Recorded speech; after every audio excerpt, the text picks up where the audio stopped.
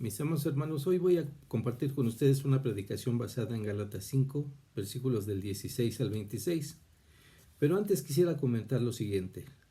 ¿Alguna vez alguien dijo que el crecimiento de la vida espiritual comienza en serio cuando reconocemos que es como si dentro de nosotros habitasen dos lobos, un lobo bueno y un lobo malo, y que ambos están en constante pelea por dominar el uno sobre el otro? Ahora preguntémonos cada uno de nosotros, ¿cuál lobo crees que sea el que va a ganar la pelea en nuestro interior? La respuesta está en otra pregunta. ¿A cuál de los lobos estamos alimentando más? La clave está entonces en alimentar al lobo bueno y por consiguiente dejar morir de hambre al lobo malo. Romanos 7 del 15 al 17 dice, porque lo que hago no lo entiendo, pues no hago lo que quiero, sino lo que aborrezco, eso hago. Y si lo que no quiero, eso hago, apruebo que la ley es buena, de manera que ya no soy yo quien hace aquello, sino el pecado que mora en mí. Y Pablo nos sigue diciendo en Romanos 7, 22 al 23, porque según el hombre interior, me deleito en la ley de Dios, pero veo otra ley en mis miembros, que se rebela contra la ley de mi mente y que me lleva cautivo a la ley del pecado que está en mis miembros. Pablo nos describe en este pasaje dos fuerzas que llevamos dentro, nuestra naturaleza pecaminosa y el Espíritu de Dios. Vayamos entonces a ver cómo actúan las obras de la carne y la obra del Espíritu Santo en nosotros. ¿Cuál es la condición del hombre? En Efesios 2:1 dice, y Él os dio vida cuando estabais muertos en vuestros delitos y pecados. ¿Cuál es el origen de esto, hermanos? En Génesis 2, versículos del 15 al 17, nos narra de cuando Dios le dice al hombre, de todo lo que hay en el huerto podéis comer, pero del árbol de la ciencia y de la vida, de ese no comeréis. ¿Y qué sucedió, hermanos? En Génesis 3, del 6 al 7, nos relata que Adán y Eva desobedecieron, que comieron del fruto prohibido y murieron espiritualmente. Y entonces el hombre está muerto espiritualmente y por eso necesita vida, necesita del Espíritu Santo para que le dé vida y vida en abundancia. En Lucas 9, versículos del 59 al 60, también nos dice que el Señor le habló a uno y este le respondió, deja que entierre a mis muertos. Y el Señor le contestó, deja que los muertos entierren a sus muertos. ¿A qué muertos se refiere el Señor? A los muertos espiritualmente.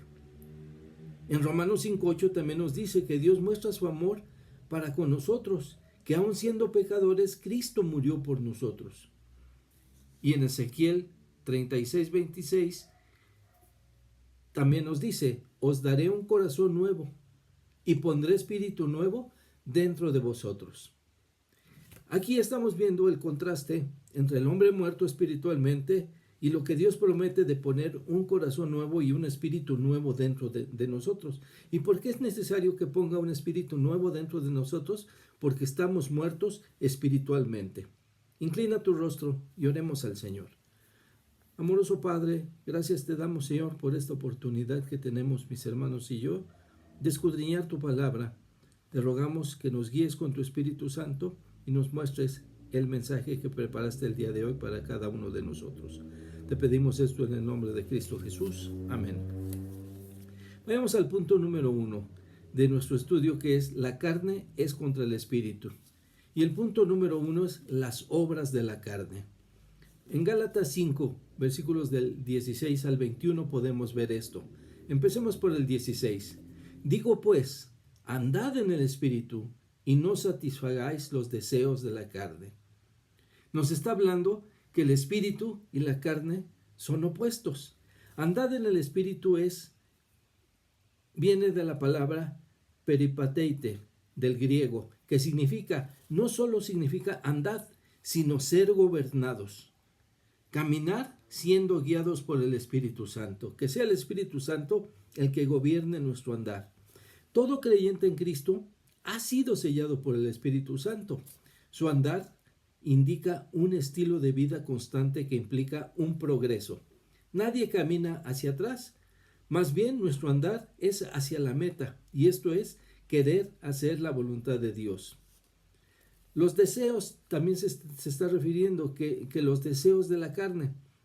Los deseos de la carne son las concupiscencias, el anhelo apasionado, el deseo lujurioso.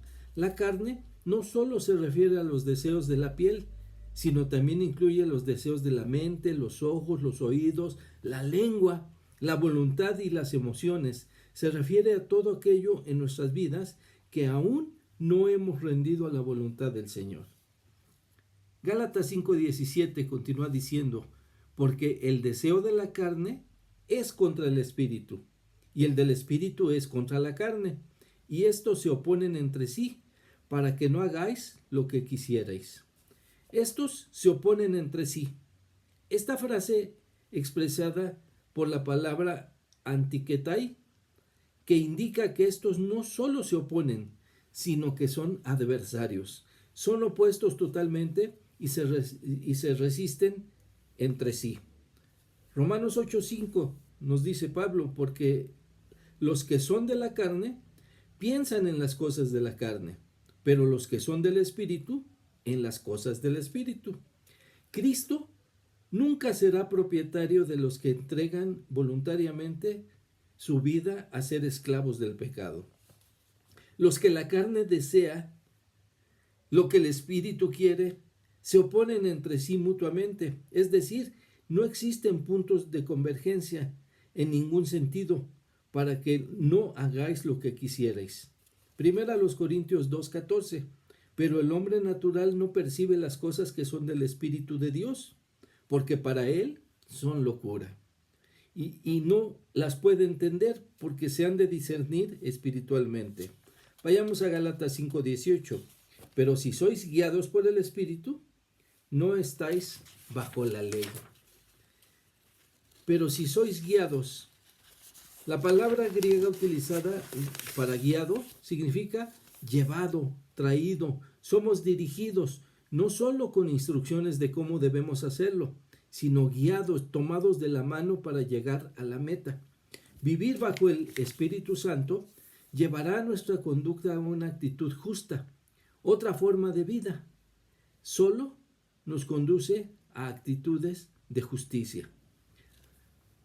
Por el contrario, si lo que impera en nuestra vida es la ley de la carne, dice Gálatas 5:19-21, y manifiestas son las obras de la carne, que son adulterio, fornicación, inmundicia, lascivia, idolatría, hechicerías, enemistades, pleitos, celos, iras, contiendas, disensiones, herejías, envidias, homicidios, borracheras, orgías.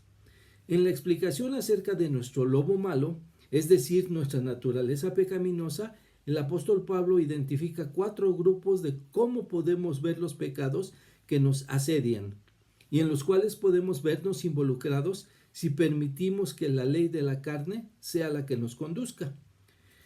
El primer grupo lo forman las impurezas sexuales.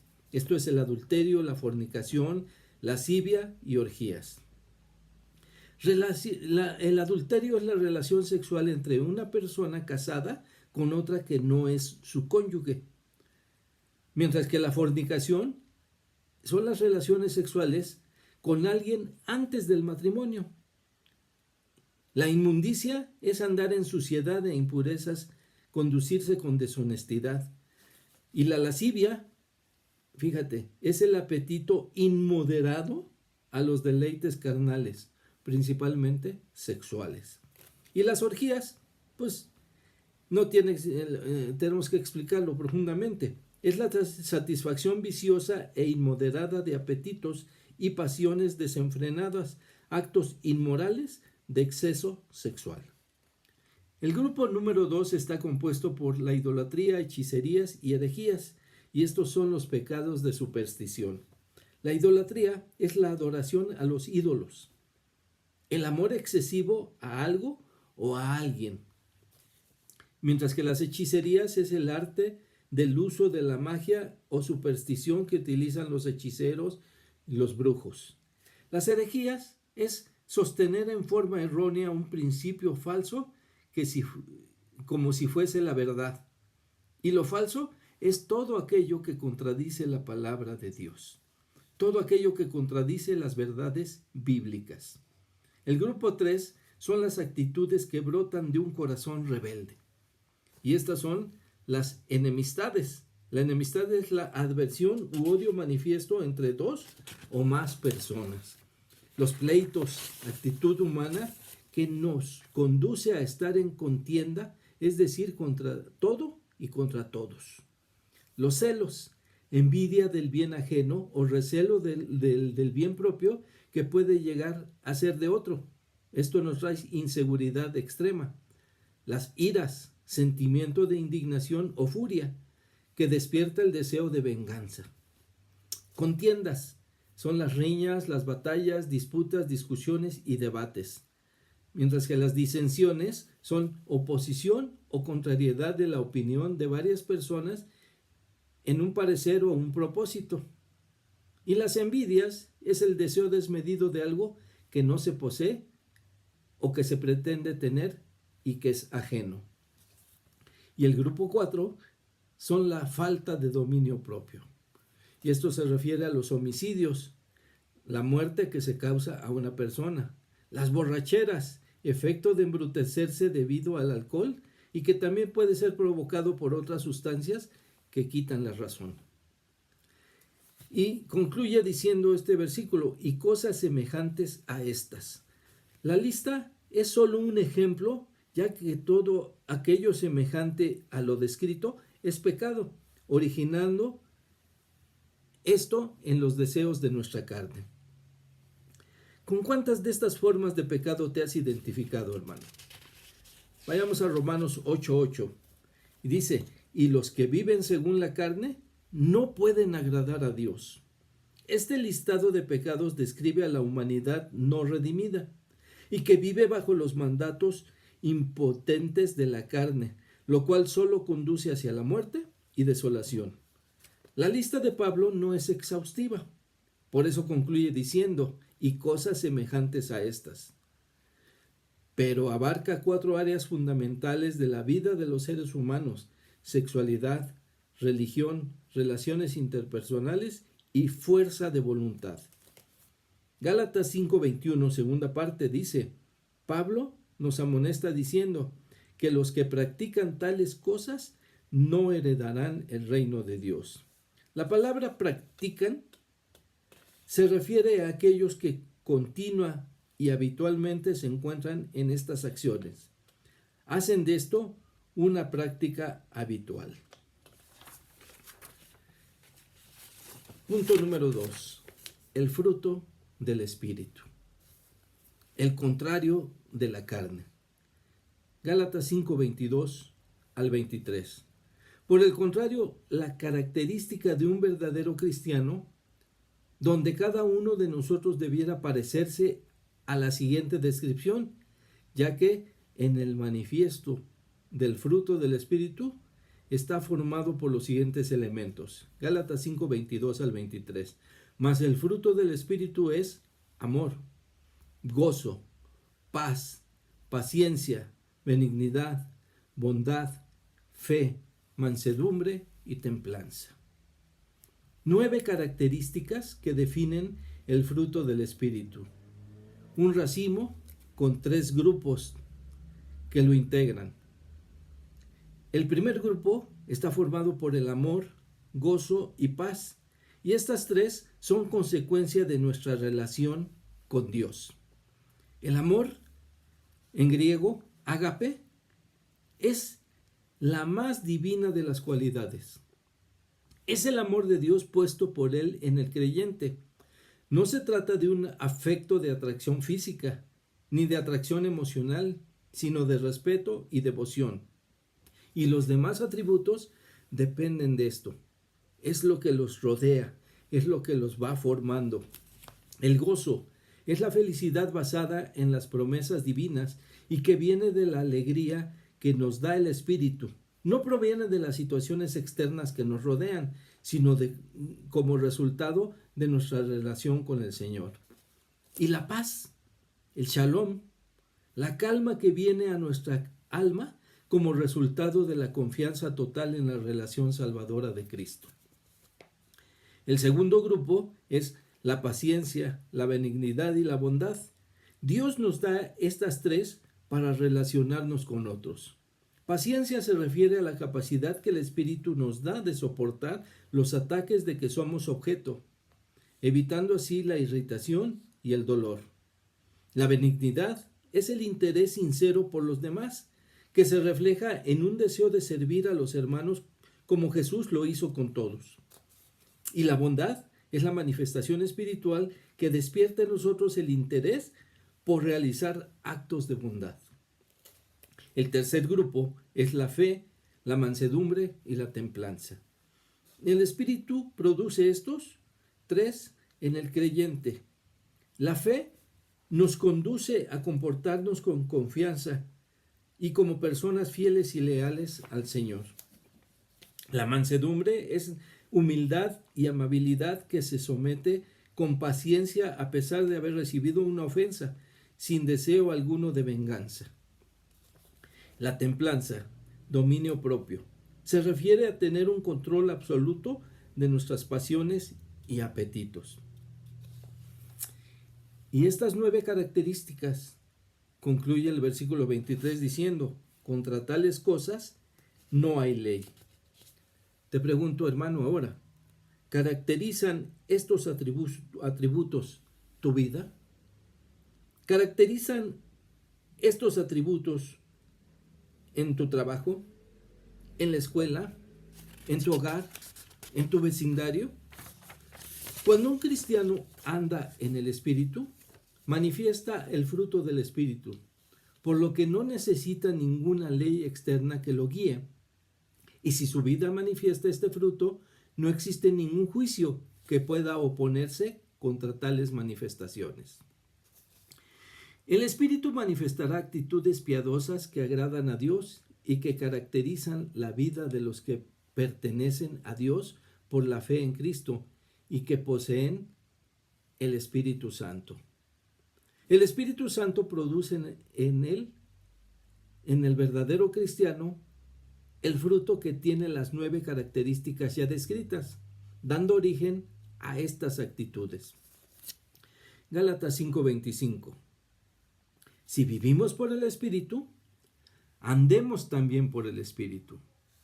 Andemos también por el Espíritu. Esto es, que estemos alineados a Él y que caminemos según las reglas del mismo Espíritu de Dios.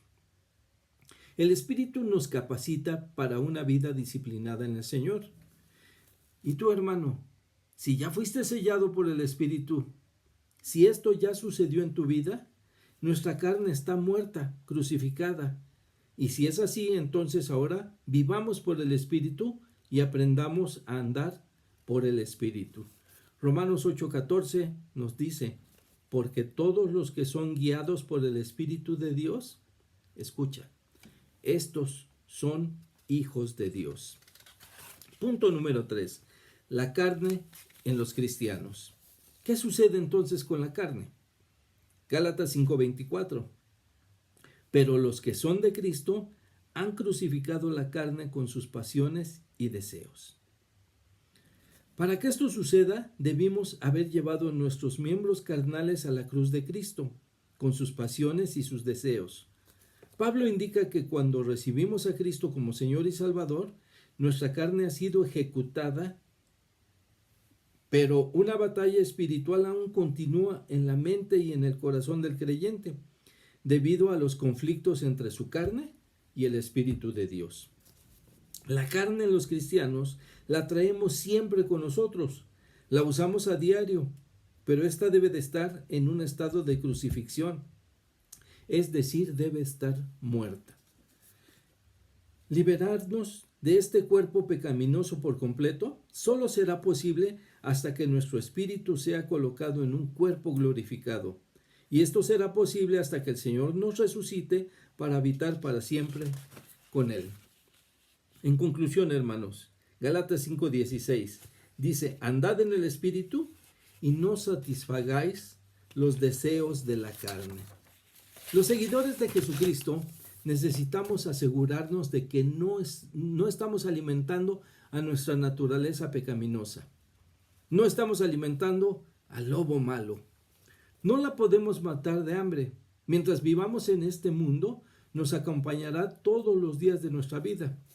Lo que sí podemos hacer es debilitarla, evitando aquellas situaciones en las cuales nos sentimos atraídos a pecar. Gálatas 5:25. Si vivimos por el Espíritu, andemos también por el Espíritu. Si procuramos actuar bajo la dirección y fuerza del Espíritu Santo, aunque no seamos liberados de la naturaleza corrupta que aún permanece en nosotros, el lobo malo no tendrá dominio sobre nosotros. Los cristianos debemos estar comprometidos en sinceramente desear que la gracia logre su victoria sobre nuestra carne. Aquellos que desean entregarse a ser guiados por el Espíritu Santo no están bajo la ley de la carne, como un pacto de obras, ni expuestos a su condenación. El fruto del Espíritu Santo nos muestra claramente aquellos que son guiados por el Espíritu, y esto se nota, ya que Dios da al creyente la victoria sobre el pecado y nos capacita para asemejarnos a Cristo, produciendo en nosotros el fruto del Espíritu. Romanos 6:12 dice: no reine pues el pecado en vuestro cuerpo mortal, de modo que lo obedezcáis en sus concupiscencias. Oremos para pedir el poder del Espíritu a fin de vencer la tentación que nos ataca. Alimentemos nuestra mente y nuestro corazón con la palabra de Dios, a fin de fortalecer nuestro espíritu, y hagamos morir nuestra carne cada día. Debemos fijarnos seriamente para hacer morir las obras de la carne y andar en vida nueva. Andemos en luz, con abundancia de frutos buenos, por medio de Jesucristo, para alabanza y gloria de Dios. Gálatas 5:26 concluye diciendo: no nos hagamos vanagloriosos, irritándonos unos a otros, envidiándonos unos a otros. Por último, este versículo cierra el capítulo del fruto del Espíritu, exhortándonos a ser humildes, a evitar irritar y provocar envidias entre los hermanos. Y tú, amigo, tú que aún no eres un creyente redimido, pero que hoy quieres ser guiado por el Espíritu Santo, pide al Padre en oración que su misericordia te alcance y puedas clamar para que Cristo sea tu Señor y sea tu Salvador, para que seas sellado con el Espíritu de Dios como hijo suyo y el fruto del Espíritu se desarrolle en ti. Al aceptar a Jesús como Señor y Salvador y convertirte en un fiel seguidor de Él, se abre nuestro corazón para que el Espíritu de Dios pueda hacer su obra y seas un creyente en Cristo. Inclina tu rostro y oremos al Señor.